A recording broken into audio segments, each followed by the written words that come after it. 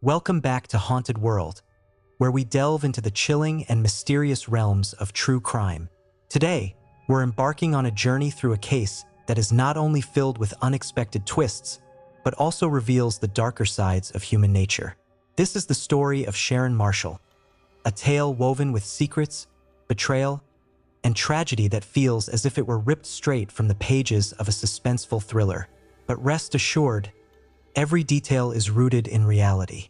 Our story begins in 1975, when a young girl named Suzanne Marie Savakis was just around 5 or 6 years old.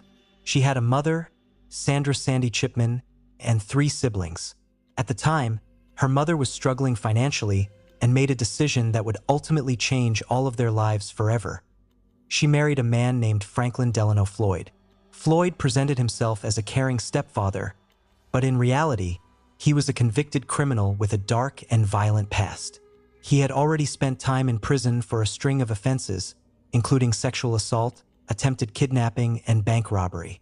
But Sandra had no idea about the true nature of the man she had just married. Shortly after their marriage, Sandra was sentenced to 30 days in jail for writing bad checks. When she was released, she returned home, only to find that her children were gone. Franklin Delano Floyd had disappeared with all of them. Sandra was later able to recover 2 of her children, who had been left in foster care. But her eldest daughter, Suzanne, was never seen by her family again. Franklin had taken her, and from that moment on, he controlled every aspect of her life. For years, Suzanne lived under different names. The most well-known alias she was forced to use was Sharon Marshall. Floyd raised her as his own daughter, moving frequently to avoid suspicion.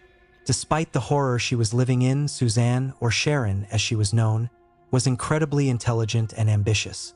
She excelled in school and even won a full scholarship to Georgia Tech to study aerospace engineering. But she never got to follow her dreams.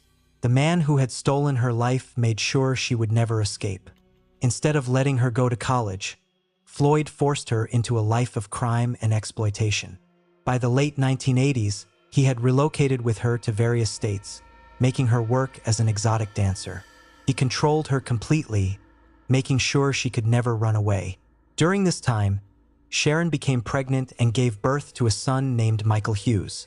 The identity of Michael's biological father remains uncertain, but what is known is that Franklin Delano Floyd claimed the boy as his own. In 1990, Sharon Marshall was living under yet another identity. This time, she was known as Tanya Hughes. She was married to a man named Clarence Hughes, though it is believed this marriage was arranged by Floyd to further cover his tracks. On April 30th, 1990, Tanya was found gravely injured on the side of a highway in Oklahoma City. She had been hit by a car in what initially appeared to be a tragic accident. However, the circumstances surrounding her death raised many questions.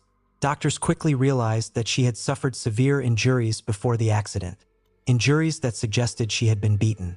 Witnesses also reported seeing Franklin Delano Floyd acting suspiciously near the scene. 2 days later, Tanya Hughes, who was actually Suzanne Marie Savakis, died in the hospital. She was only in her early 20s. At her funeral, Floyd showed up with their son, Michael, but something was off. He barely seemed upset about her death. Instead, he acted controlling and aggressive, trying to prevent anyone from asking too many questions. When people from the community began looking into her past, they made a chilling discovery. Tanya Hughes, the woman everyone thought they knew, did not exist. There were no official records of her before a few years prior. The real question was, who was she? Following Sharon's death, Floyd took Michael Hughes and went on the run. Eventually, the authorities caught up with him in 1994, and Michael was placed in foster care. By this time, investigators had begun piecing together the puzzle of Sharon's true identity. But before they could get answers, Floyd did something unimaginable. In September 1994, he walked into Michael's elementary school in Oklahoma with a gun. He forced the principal into a car at gunpoint, demanding that he drive him to where Michael was being kept. Once they arrived, he took Michael and vanished. The boy was never seen again. Years later, Floyd finally confessed to what happened. He admitted to murdering Michael shortly after the kidnapping, claiming that he wouldn't have been a normal child anyway due to his upbringing.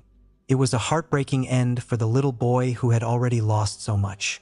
During their investigation, authorities discovered that Floyd was also connected to another murder. In 1989, a woman named Cheryl and Camesso, a co-worker of Sharon's at a strip club, had gone missing. Her skeletal remains were later found near a highway in Florida. In 1995, a crucial piece of evidence linked Floyd to her death: an old briefcase containing photographs of Cheryl being brutally beaten. The evidence was undeniable. Floyd was charged with her murder and sentenced to death. It wasn't until years later that DNA testing officially confirmed that Sharon Marshall was actually Suzanne Marie Savakis, the little girl who had been stolen decades earlier. Franklin Delano Floyd remained on death row in Florida for years until he died of natural causes in January 2023. This case is one of the most disturbing and heartbreaking true crime stories of all time. A little girl was stolen from her family, forced to live under false identities, manipulated, and abused for her entire life. Even after her death, it took decades for the truth to come to light. And what makes it even more terrifying, cases like this still happen today. If you found this story disturbing, make sure to subscribe to Haunted World for more cases like this. And remember, sometimes the scariest stories aren't the ones from horror movies. They're the ones that actually happened.